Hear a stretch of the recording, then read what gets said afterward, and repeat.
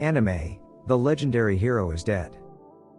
Continuing to episode 7, Marguerite informed Tuca that he had been chosen as the true hero. That's why he could wield the holy sword even while being in Yuna's body. This made Yuna more convinced to marry Tuca as her responsibility. However, Marguerite unexpectedly requested to get married right away, even though the situation was currently dire. One obese demon was once again granted magic by the high-level demon. Two adventurers who had previously helped Leland were now battling these demons. Colin noticed that the high-level demon trembled after attacking the hero. Perhaps it used the obese demons as shields to escape. When they wanted to descend to search for the high-level demon, Colin became careless and got bitten on the arm. The horde of zombies below had reached the surface. Tuca quickly closed the door to block them off. Colin panicked because he had been bitten and wanted to kill the high-level demon immediately to recover. Henri saw the demon fleeing. The demon claimed it couldn't fight the hero, especially with a necromancer present. Colin hastily chased after the demon but suddenly got attacked by a man with white hair and red eyes, a true necromancer like Henri. Tuca also descended and saw the mayor trying to escape on a horse. Unfortunately, he had already fled. The others also descended. It turned out Henri knew the necromancer. His name was Diego. Diego admitted that he was the one who controlled the demons that had previously helped Leland. He realized that the soul within Yuna's body was the one who had possessed the body of Hero Cyan as well. Diego was impressed to learn that Tuca, who was capable of killing demon kings, was killed by Tuca himself. Diego himself acknowledged Tuca's tremendous power when he defeated the demon under his control at that time.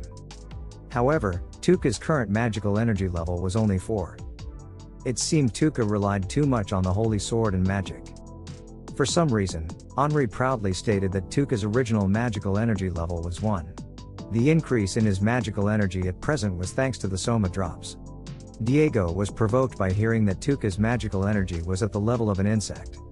Henri countered that Tuca's greatness couldn't be measured by magical energy alone.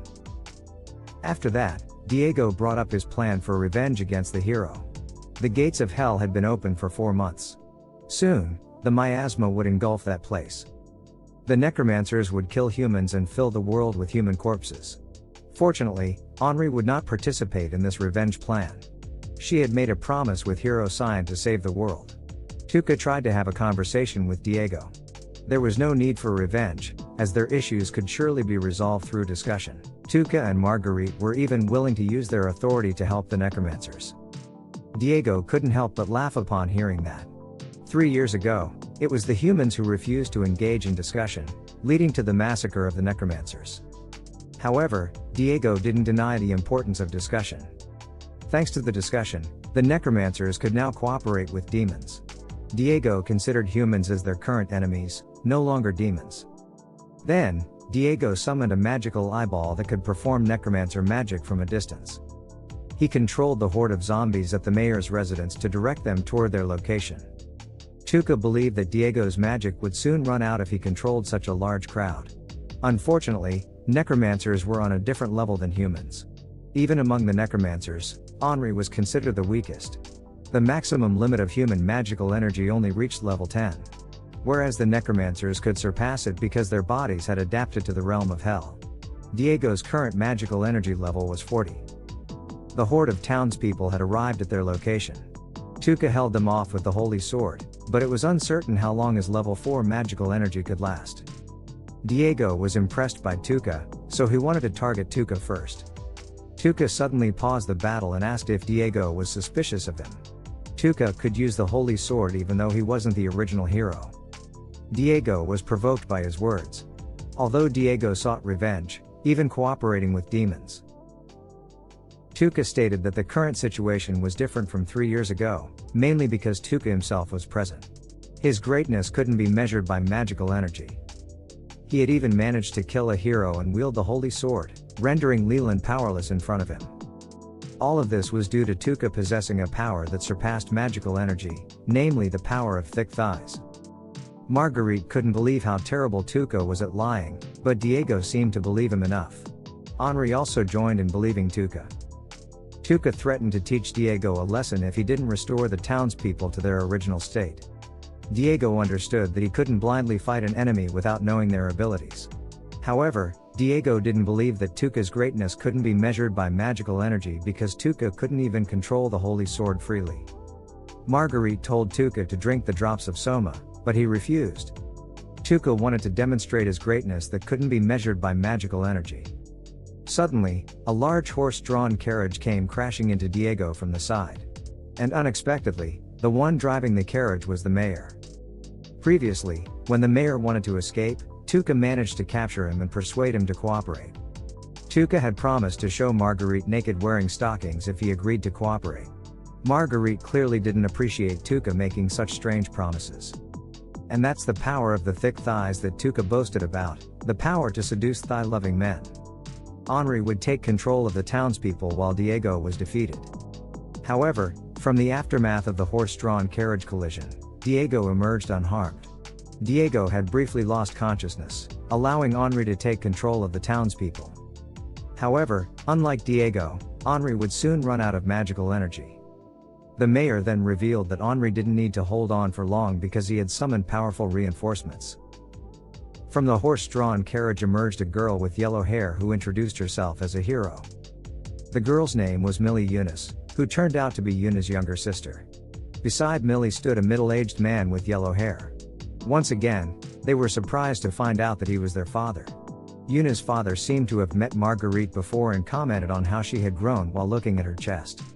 Tuca was reminded that Yuna's father was a lecherous man with a fixation on breasts. Diego clearly didn't believe that there were two legendary heroes in the world. Millie then showcased the power of her holy sword, Durandal. From a distance, Millie swung her sword, and her strength made it difficult for Diego to defend against it. Yuna's father also attacked Diego from above using the Yunus flow technique, Thunder Fire. This was followed by earth magic performed by a wizard from Millie's party. Even after being battered like that, Diego was still able to stand without being overwhelmed. He admitted that Millie's group was not an ordinary bunch. However, he warned that if they continued, he would deviate from his original goal. Therefore, he would leave for now. Diego revealed that the magic within the townspeople would transform them into demons. Within approximately one day, one by one, they would turn into demons starting from those with the lowest magical energy. Tuca panicked because Yuna had low magical energy. Once they became demons, they would not return to their original form even if the high-level demon was slain. Diego then left the town.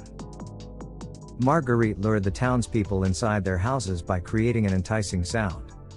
Colin, who was injured in Diego's attack, was healed by one of the wizards from Millie's group, although the magic embedded in his body couldn't be cured. Colin entrusted his magic crystal and tools to Tuca, as he admired Tuca's cunning fighting style and was willing to put his life in Tuca's hands. Negan decided to stay and guard the place where the townspeople were confined, keeping Colin company.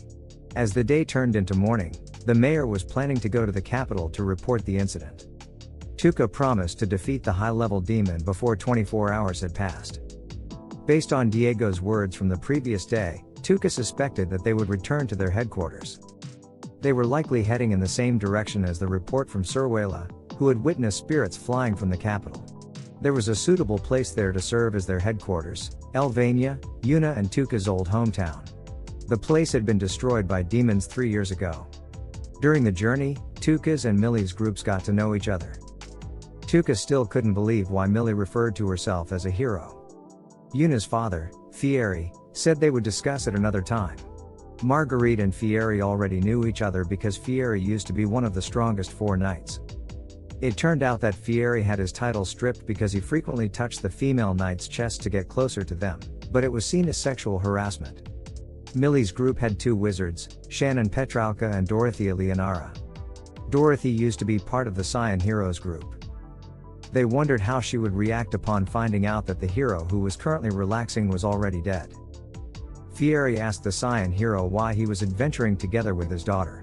Of course, he couldn't answer. Tuca made an excuse that the Cyan hero felt responsible for the opening of the gates of hell. He vowed to fight until the world was safe and refrained from chatting since then. Millie realized that her sister's way of speaking was similar to Tuca's. She forgot that she was currently in Yuna's body and made an excuse that she was influenced by Tuca's way of speaking since they were always together. Millie was not okay with her sister snatching Tuca away from her and declared that she promised to marry Tuca. Hearing this, Marguerite wanted an explanation from Tuca. In reality, it was just a joke they made when they were kids.